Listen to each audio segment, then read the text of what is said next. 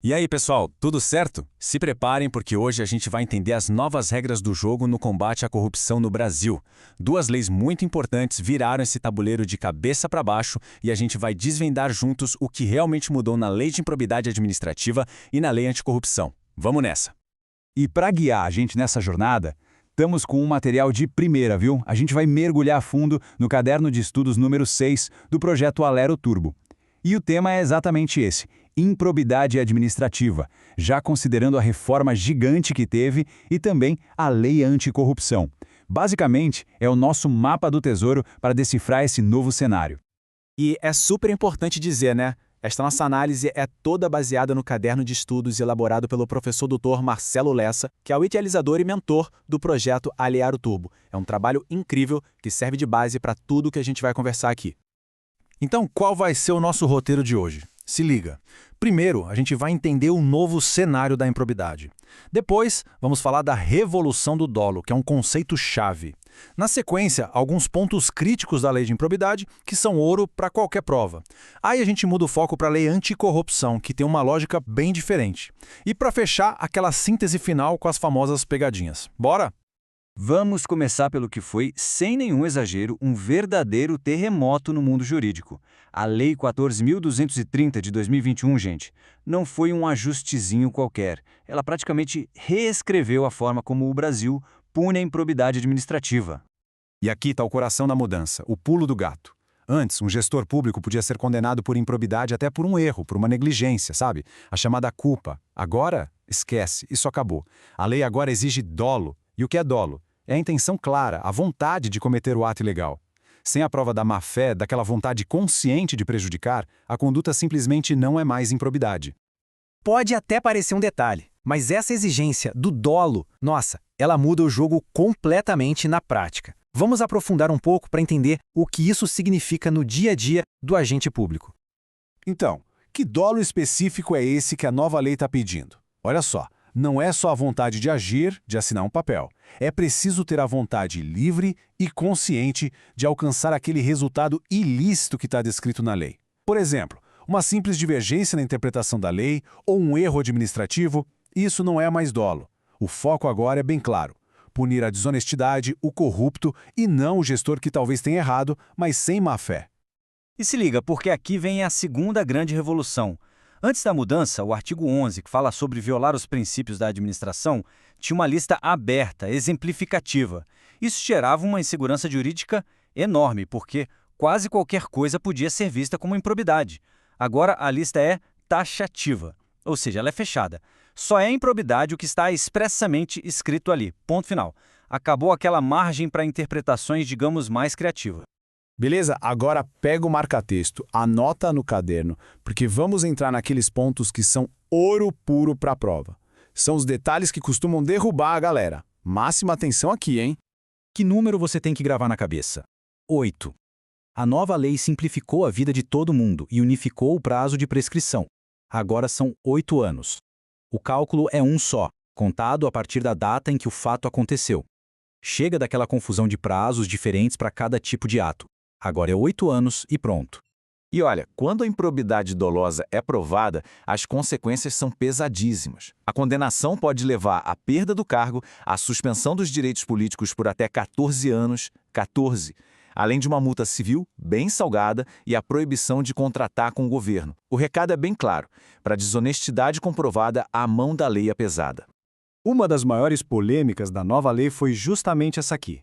Afinal de contas, quem tem a autorização, a legitimidade para iniciar uma ação de improbidade? A lei mudou a regra inicial e, claro, o debate foi parar lá no Supremo Tribunal Federal.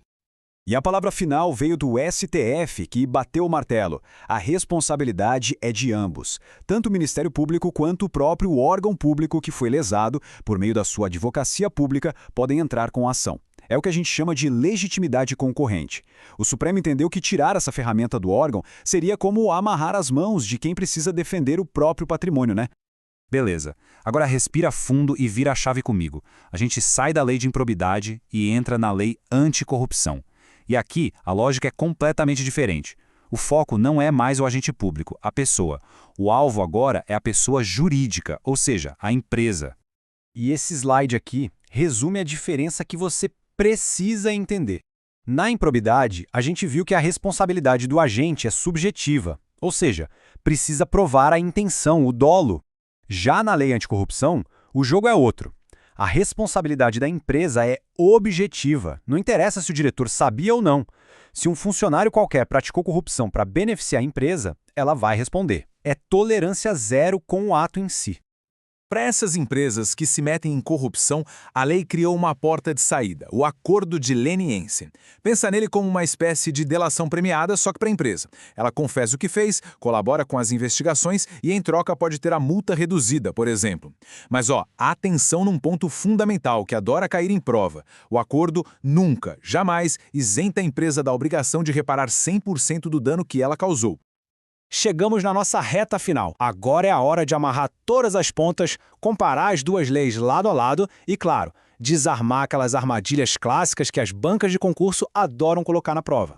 Olha, essa tabela aqui é o seu guia de bolso, o resumo definitivo. Na LIA, o sujeito é pessoa física. Na anticorrupção, é a empresa. Responsabilidade? Subjetiva com dolo na LIA, objetiva na outra.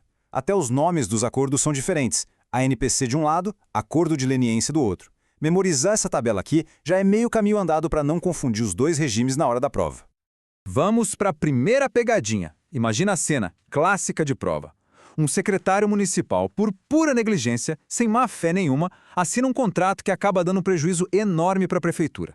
A pergunta é, ele cometeu ato de improbidade? Pensa na regra de ouro que a gente viu lá no começo. A resposta, como o professor Lessa sempre reforça, é um sonoro não. Lembre-se, a nova lei acabou com a improbidade por culpa. Se foi só um descuido, uma negligência sem a intenção de lesar, não há improbidade. Claro, ele pode ter que devolver o dinheiro e responder por outras vias, mas o carimbo de ímprobo ele não leva mais. Segunda pegadinha, muito comum também. Um agente público foi condenado por improbidade, recebeu uma multa para pagar e, um tempo depois, faleceu. Os herdeiros dele são obrigados a pagar essa multa usando o dinheiro da herança? Mais uma vez, a resposta é não. E a lógica aqui é um princípio básico do direito. A pena não pode passar da pessoa do condenado. Pensa assim, multa é um castigo, é pessoal. O que passa para os herdeiros é a dívida, ou seja, a obrigação de reparar o dano que foi causado. Mas mesmo essa obrigação tem um teto. Só pode ser cobrada até o limite do valor da herança. Ninguém herda uma dívida maior que o patrimônio que recebeu. E para a gente fechar com uma inspiração, uma mensagem final que o professor Lessa compartilha em seu caderno de estudos: a integridade dos justos os guia, mas a falsidade dos infiéis os destrói. É uma reflexão poderosa sobre a importância da conduta correta, né? E a gente termina com essa grande questão para refletir. Ao focar 100% na desonestidade, na intenção, a nova lei está apenas sendo mais justa com o bom gestor? Ou será que ela está, sem querer, abrindo uma brecha perigosa para a má gestão e a ineficiência? Esse é o grande debate do momento.